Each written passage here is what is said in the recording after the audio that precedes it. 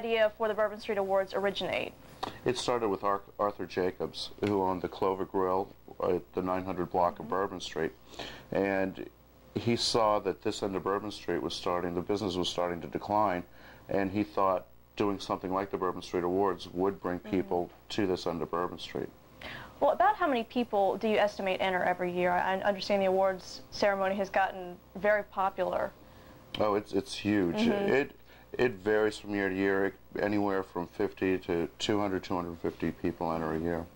How many prizes do they award? Is there just like a strict first, second, third place, or do you? We have 5 categories. We have Best Male, Best Female, Best Group, Best Leather, Best Fantasy, and we also have Best of Show. Other than the first 5 categories come with a first, second, and third place. So how are the judges selected? How are they selected, and how many of them typically serve? They're celebrity judges. They're chosen by representatives from Wood Enterprises, and there's about 7 or 8 of them. And what are some of the more memorable costumes of recent years? Are there any that just immediately strike you, or that you immediately remember? Well, 2 years ago, there were a whole entourage of people who had Wizard of Oz costumes. And they were just huge. We had a woman from Canada last year come down, and she was in an Egyptian outfit on stilts.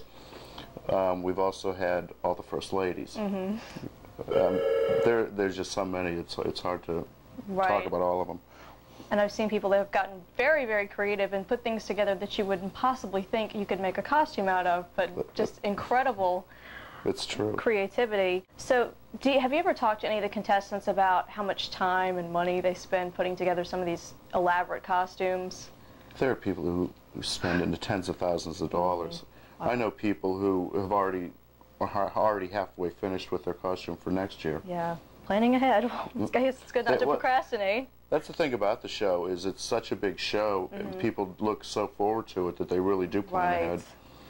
So is there anything else, speaking of planning ahead, of this magnitude that you'd like to set up around the city? Anything else that, or are you pretty satisfied with the Bourbon Street Awards the way they are?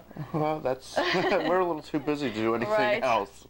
Right. I understand. I'm sure that keeps you quite busy. Yes, it does. Well, we appreciate your time. This was wonderful speaking with you. Okay. Well, thank you.